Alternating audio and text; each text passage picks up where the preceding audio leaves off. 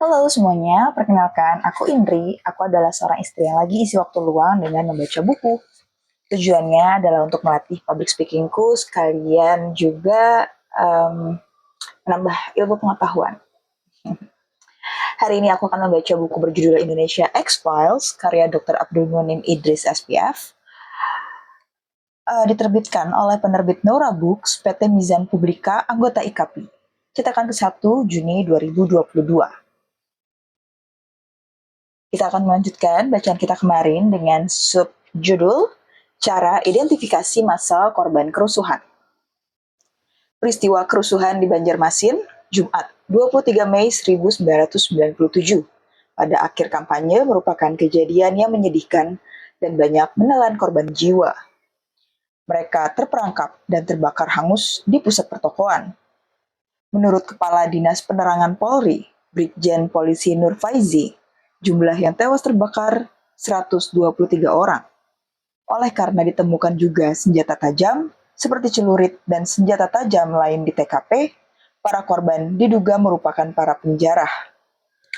Terlepas dari apa yang melatar belakangi musibah ini, kasus Banjarmasin menambah deretan bencana massal atau mass disasters di Indonesia. Tragedi Bintaro, tenggelamnya kapal Tampomas dan KM Gurita, musibah Ramayana, serta kecelakaan pesawat Merpati membuktikan asumsi bahwa kecelakaan atau bencana massal akan lebih sering terjadi.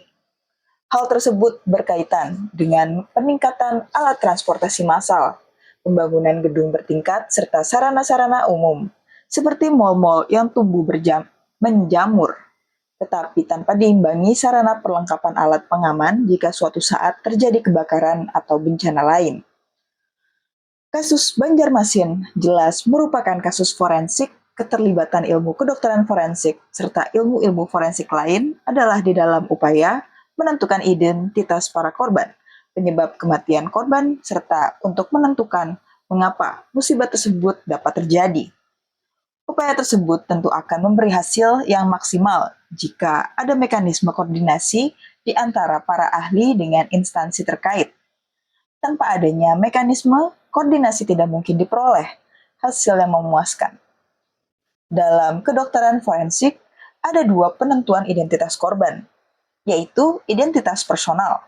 Misalnya, dalam kasus pembunuhan dan identifikasi massal pada setiap kasus kerusuhan atau bencana massal dengan jumlah korban sangat besar.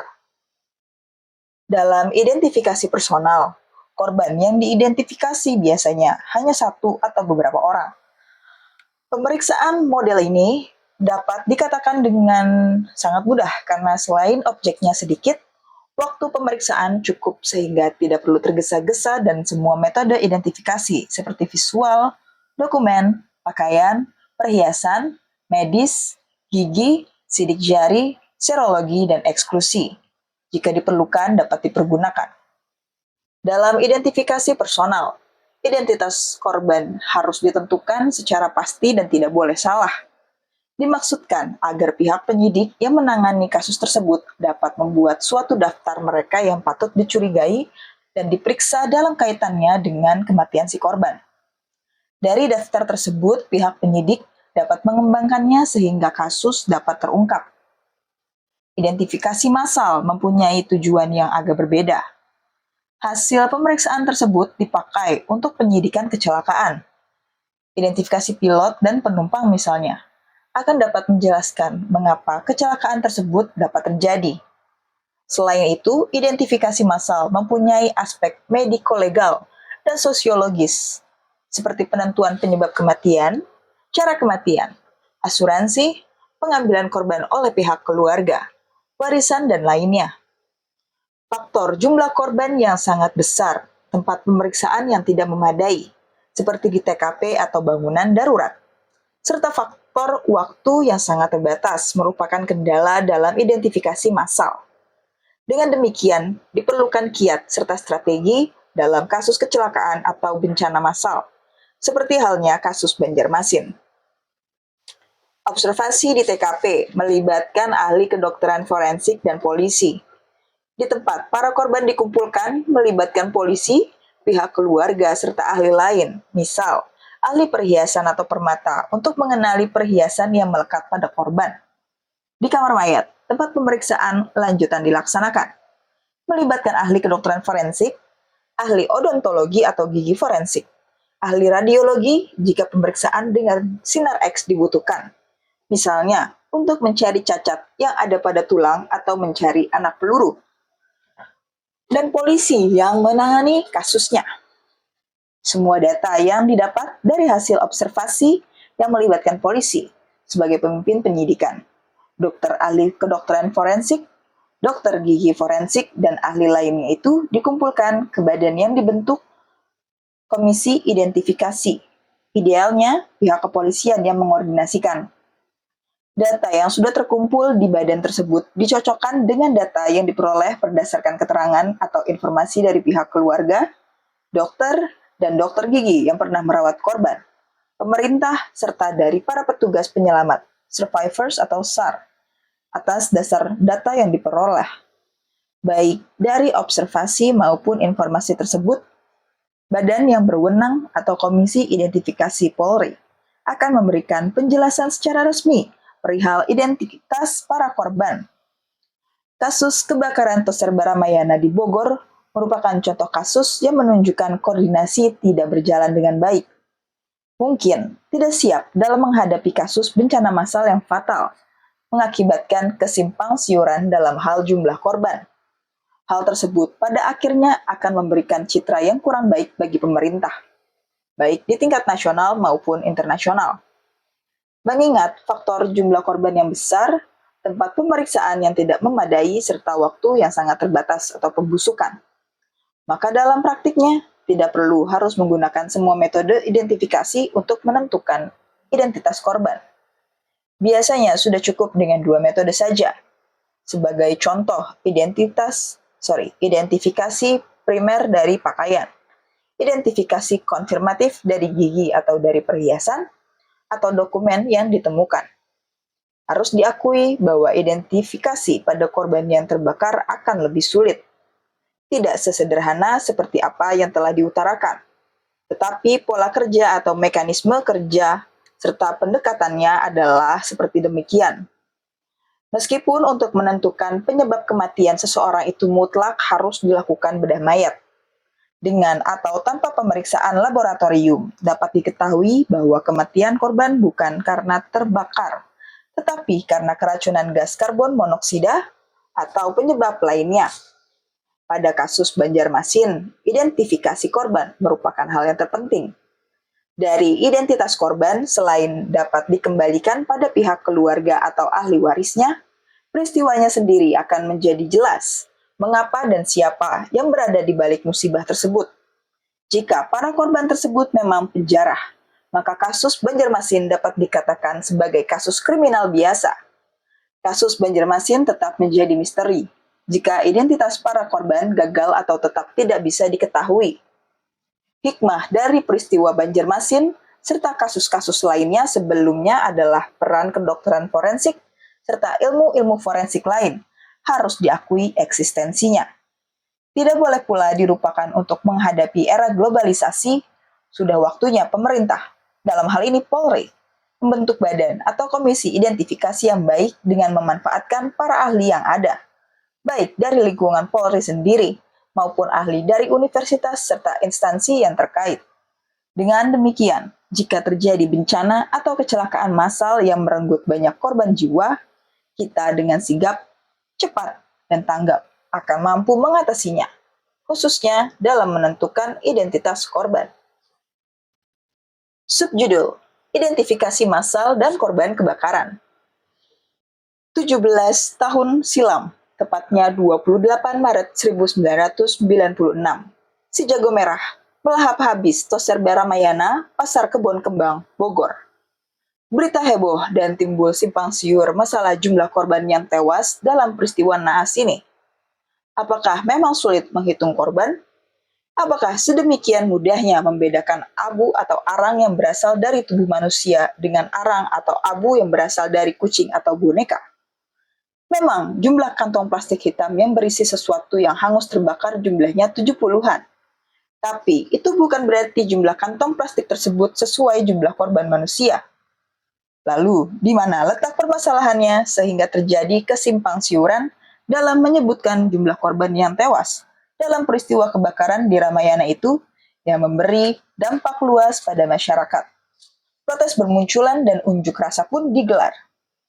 Hanya satu kata yang dapat menghilangkan kesimpangsiuran yang terjadi dengan pelbagai dampaknya itu, identifikasi. Dalam kecelakaan massal yang menelan banyak korban jiwa, seperti tenggelamnya kapal gurita di perairan Sabang, terbakarnya bus Kramat Jati, dan terakhir kebakaran di Ramayana, ada identifikasi individual. Dalam peristiwa kebakaran di Ramayana Bogor, tampak jelas bahwa masyarakat masih awam, dalam arti tidak mengetahui perihal identifikasi. Mereka mencampur adukan penerapan metode identifikasi dalam kasus pembunuhan ketika korbannya dipotong-potong atau mutilasi. Dokter yang mengidentifikasikan korban mempunyai cukup banyak waktu. Pemeriksaan dilakukan dengan tenang di tempat yang representatif. Pelbagai teknik laboratorium mulai dari yang sederhana, seperti pemeriksaan penentuan golongan darah, pemeriksaan enzim, sampai pemeriksaan DNA dapat dikerjakan. Pada proses identifikasi massal, hal itu bisa dikatakan tak mungkin dilaksanakan dan memang tidak diperlukan. Seperti diketahui, ada 9 metode identifikasi yang biasa dipakai. Identifikasi secara visual, pakaian, perhiasan, dokumen, medis, gigi, sidik jari, serologi, dan eksklusi. Apakah untuk menentukan identitas korban harus dipakai semua metode tadi? Tidak. Minimal 2 dari 9 metode itu. Misalnya, identifikasi primer dari pakaian yang dikenakan korban. Ini yang dikerjakan dalam upaya mengidentifikasi para korban kecelakaan massal, termasuk upaya identifikasi para korban kebakaran di Ramayana. Mengapa demikian? Dalam peristiwa kecelakaan massal, ketika korban yang tewas banyak, ada 3 kendala utama yang mengharuskan kita, dokter dan anggota pengidentifikasi lain, memakai kiat tertentu. Pertama, waktu pemeriksaan yang sangat terbatas. Korban harus segera dikembalikan kepada pihak keluarga dalam kondisi yang masih baik. Sementara itu, yang kedua adalah jumlah korban yang diperiksa sangat banyak. Dan ketiga, tempat pemeriksaan tidak representatif. 3 kendala itu menyebabkan mengapa metode yang memanfaatkan teknologi canggih seperti pemeriksaan DNA tidak dikerjakan karena memang tidak dibutuhkan. Untuk pemeriksaan DNA, agar memperoleh hasil yang baik, selain pemeriksaan terhadap diri korban juga harus dilakukan pemeriksaan kepada kedua orang tuanya. Jadi, bila ada 100 korban, berarti ada 300 pemeriksaan. Padahal biasanya, untuk satu pemeriksaan saja sudah cukup mahal. Bisa dibayangkan berapa besar biaya yang harus dikeluarkan. Tetapi hal yang lebih penting dalam identifikasi massal, hal itu tidak diperlukan. Kembali, pada masalah jumlah korban yang tewas terbakar di Ramayana Bogor. Jumlah kantong plastik yang dikirim ke RSPMI Bogor memang puluhan, tepatnya 75 kantong. Kantong-kantong plastik yang dikirim pada kesempatan pertama ukurannya besar, seperti yang ditayangkan di televisi. Perlu 2 orang untuk mengangkat setiap kantong plastik hitam kecil yang biasa dipergunakan untuk membuang sampah. Pengiriman kantong-kantong itu tanpa keterangan yang jelas, misalnya diambil dari bagian mana, oleh siapa dan nomor berapa, seperti yang lazim dalam pengiriman benda bukti. Artinya, jelaslah awal permasalahan dimulai dari penanganan di TKP, termasuk evakuasi para korban. Kesan asal comot tidak dapat dihindari. Agaknya setiap onggok arang langsung dimasukkan ke dalam kantong plastik dan segera dikirim ke RSPMI untuk diperiksa dokter forensik. Pada Jumat 29 Maret 1996 sampai sekitar pukul 4 sore, baru ada 4 korban yang dapat diidentifikasi pihak keluarga. Hasil akhir ada 10 korban. Adapun metode yang dipakai dalam kasus ini umumnya dari pakaian yang masih melekat pada tubuh korban. Perhiasan yang ada seperti cincin, kalung, dan jam tangan, serta keadaan gigi. Untuk mengantisipasi keadaan pada masa mendatang, agar tidak terjadi kekisruhan yang menimbulkan citra buruk bagi berbagai pihak, sudah waktunya dibentuk suatu badan seperti komisi atau tim identifikasi yang bertugas dan bertanggung jawab dalam masalah identifikasi pada peristiwa-peristiwa kecelakaan massal. Badan itu dipimpin oleh Polri, sedangkan anggotanya terdiri dari berbagai disiplin ilmu, misalnya dokter forensik, penyidik, dokter gigi forensik, ahli radiologi, dan ahli permata. Mereka melakukan pemeriksaan di tempat kejadian, tempat penampungan korban, dan tempat penyimpanan mayat atau kamar mati. Data yang diperoleh dikumpulkan oleh tim itu, kemudian dibandingkan dengan data-data yang diperoleh dari pihak keluarga, dokter gigi yang pernah merawat, dokter keluarga, serta SAR. Setelah itu baru dikeluarkan izin untuk pemakaman serta pengambilan korban kepada pihak keluarga. Dengan kata lain, diperlukan koordinasi dan kemampuan. Niat untuk membantu saja tidaklah cukup. Kita akan masuk ke bab 6 dengan judul Pembunuhan Sadis, Amukan Massa, dan Kematian Tokoh. Subjudul, Kasus Mayat Terpotong 13. Dua orang petugas jaga malam PT Garuda Mataram Motor menemukan 2 buah dus yang menyebarkan bau busuk di trotoar Jalan Sudirman, Jakarta Selatan. Tak jauh dari persimpangan Jalan Setiabudi.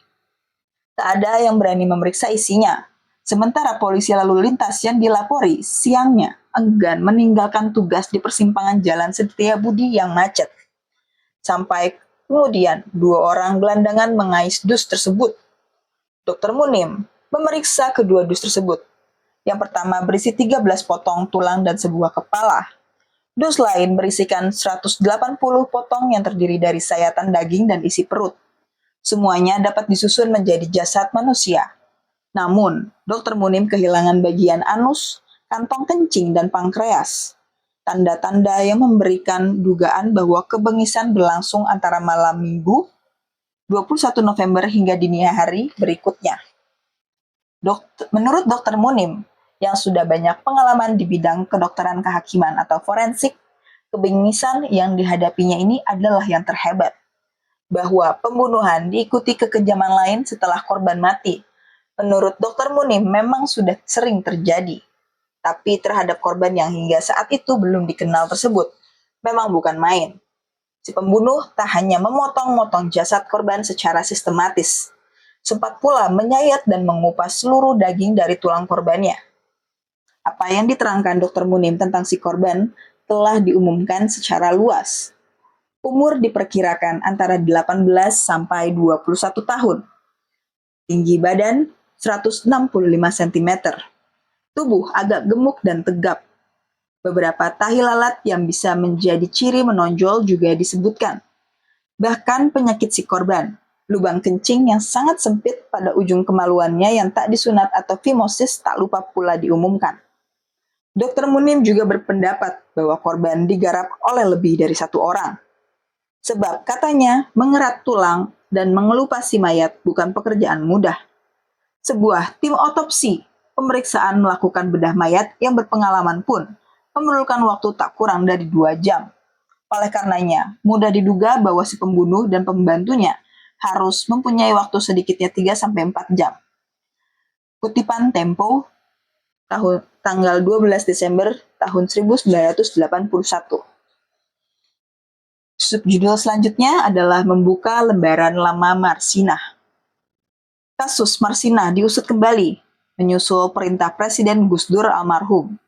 Waktu itu, terkabar calon tersangka baru berasal dari tentara dan polisi. Perkara Marsinah adalah sebuah aib dalam sejarah penegakan hukum Indonesia. Vonis bebas murni 8 terdakwa di tingkat kasasi dan seorang terdakwa di tingkat banding menunjukkan betapa centang penanganan perkara di tahap sebelumnya.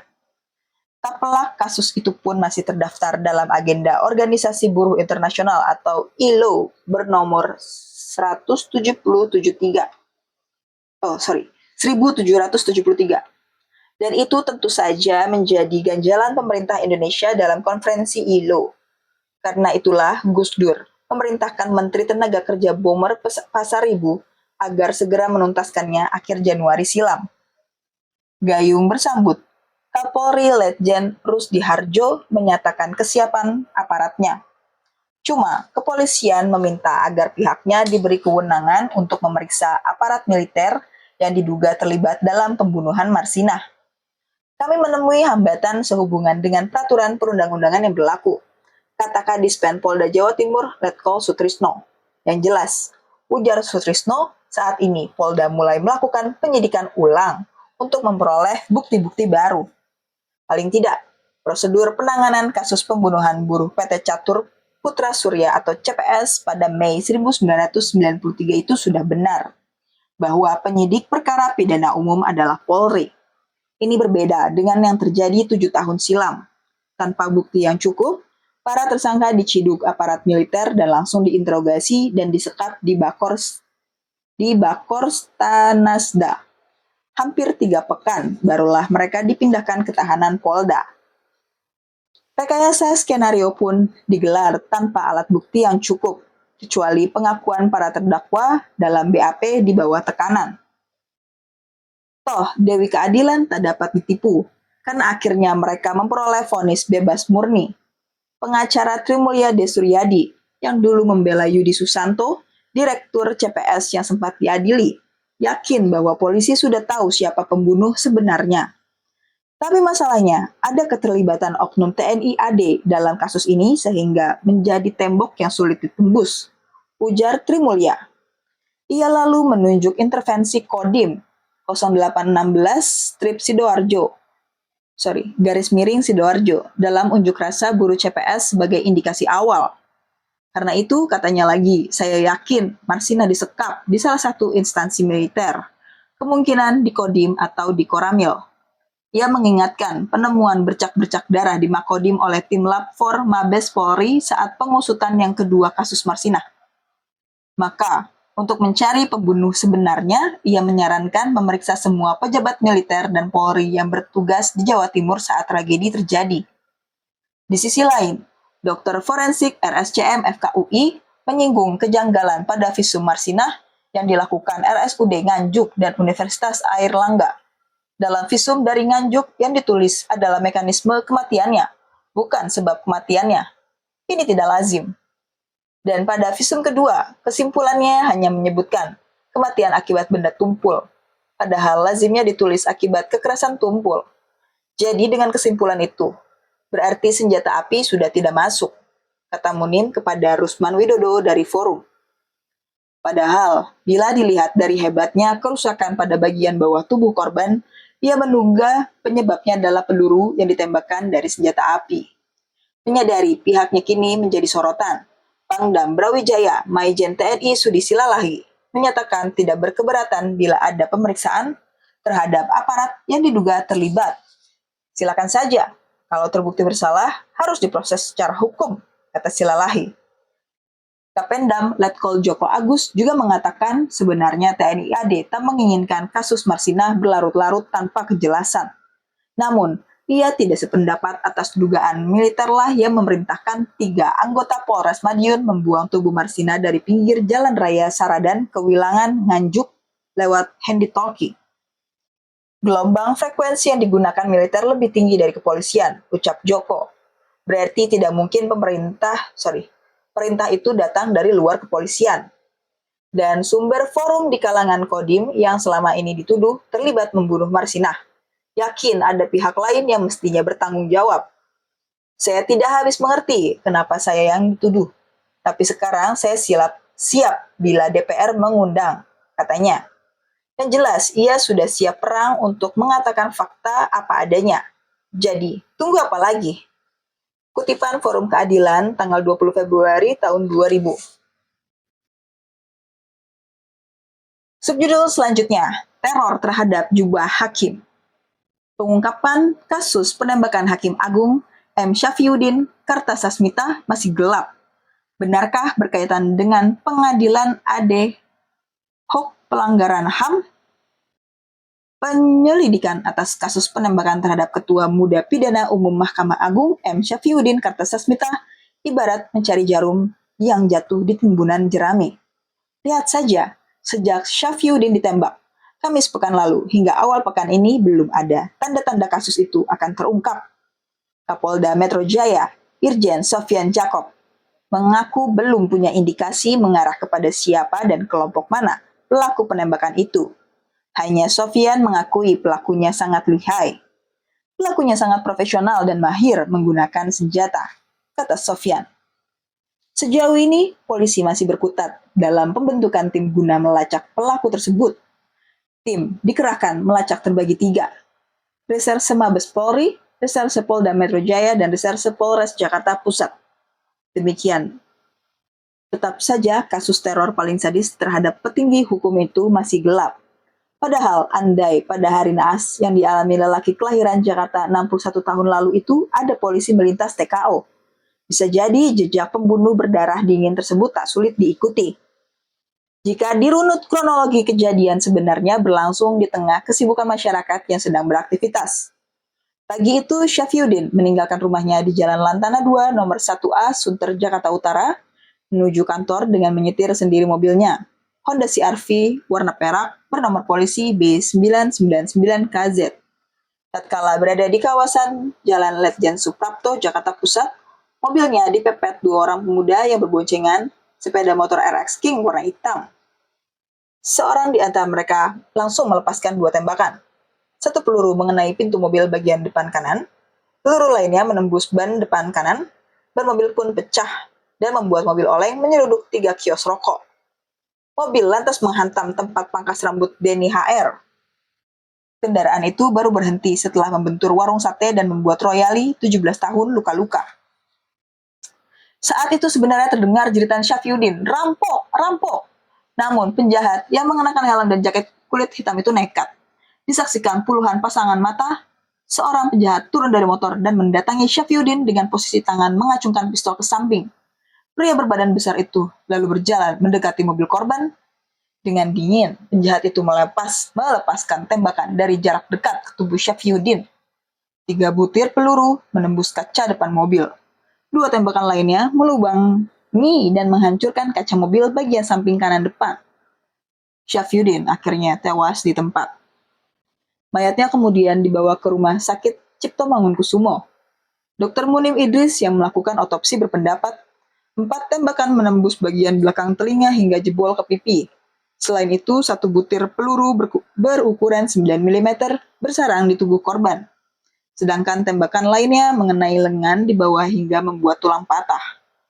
Menurut Munim, ini membuktikan bahwa korban ditembak dari jarak tidak kurang dari 30 cm.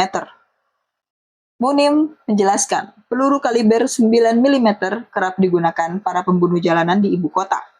Tapi peluru yang bersarang di tubuh korban punya ciri khusus. Jenis peluru ini biasanya dipakai untuk tembakan berakurasi tinggi.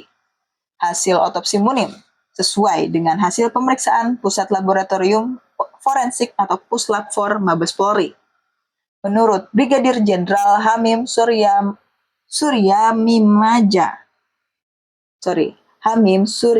Amijaya, Kepala Puslap-4 Mabes Polri, peluru tersebut merupakan buatan PT Pindad, Bandung. Sedangkan senjata yang digunakan adalah pistol merek Browning jenis FN. Persoalannya sekarang, siapa pelaku penembakan itu?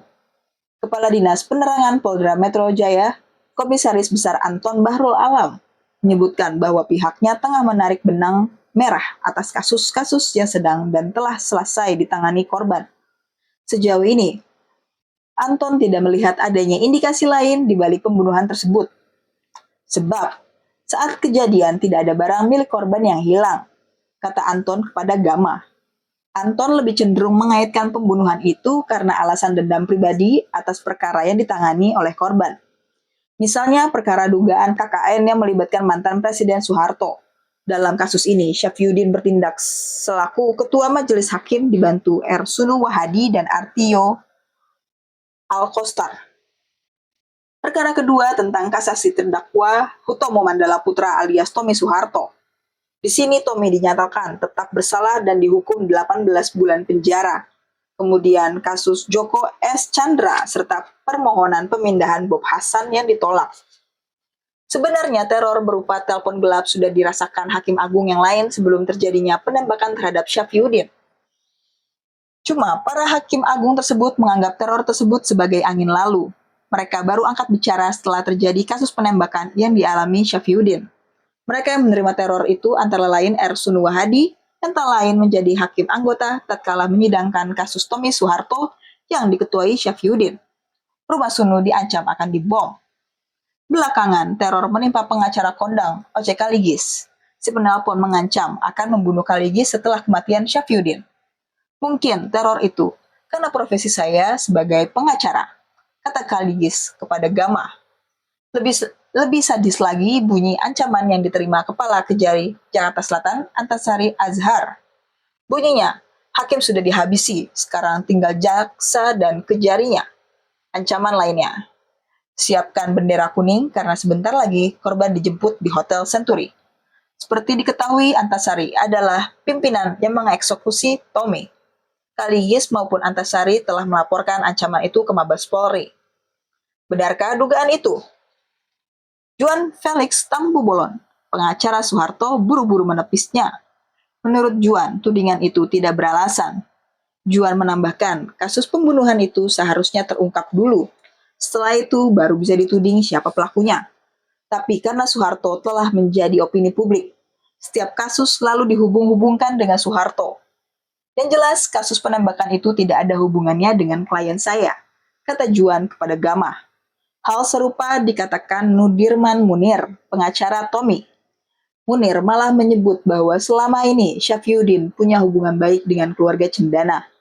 Lalu bagaimana dengan kasus pembentukan peradilan ADHOC tentang kasus-kasus pelanggaran HAM? Pada proses pembentukan peradilan ADHOC, Syafyuddin memang ditunjuk sebagai ketua tim kecil. Dia pun hampir merampungkan tugasnya tersebut. Tak heran jika Ketua Mahkamah Agung Bagir Manan menyebutkan Syafyuddin sebagai hakim agung yang peduli terhadap kasus-kasus pelanggaran HAM tim-tim. Bisa jadi kasus penembakan itu berkaitan dengan pembentukan pengadilan ADHOC, kata Bagir. Tapi Bagir tidak mau berspekulasi. Menurutnya, biarlah polisi melakukan penyelidikan. Bagir pun menunjuk Hakim Agung Benyamin Mangkudilaga sebagai ketua tim pembentukan Hakim ADHOC menggantikan Syafyuddin, dibantu Hakim Rifial Ka'bah dan Said Harahap. Benyamin dipilih karena ia pernah menjadi anggota Komnas HAM. Bagir menyesalkan jika penembakan itu merupakan upaya untuk menakut-nakuti hakim. Hakim tidak perlu ditakuti dengan cara begitu, kata Bagir. Karena itu, Bagir merasa usulan agar Hakim Agung diberi pengawalan khusus belum diperlukan. Sementara itu, Benjamin bertekad membuat pengadilan HAM ADHOC dengan sebaik-baiknya. Menurut Benjamin, apapun rintangan yang mengganjal, pengadilan HAM harus tetap digelar. Sebab kasus pelanggaran HAM sudah menjadi sorotan dunia internasional. Karena itu, jika pengadilan HAM tidak digelar, dunia internasional yang akan bertindak. Hanya betulkah sinyalemen yang menyebutkan bahwa kasus penembakan yang menimpa Syafyuddin itu yang berkaitan erat dengan pembentukan peradilan HAM? Saya tidak mau memperkeruh suasana. Biarlah polisi yang bekerja, kata Benyamin kepada Gama. Meski begitu, Benyamin mengaku tidak gentar terhadap berbagai risiko yang akan timbul. Bagaimanapun, pengadilan HAM harus berlangsung, tegasnya. Dikutip Gama, tanggal 1-7 Agustus tahun 2004. Baik, kita selesai membacanya. Sampai sini dulu. Terima kasih yang sudah mendengarkan. So, salam sehat dan tetap waras. Bye!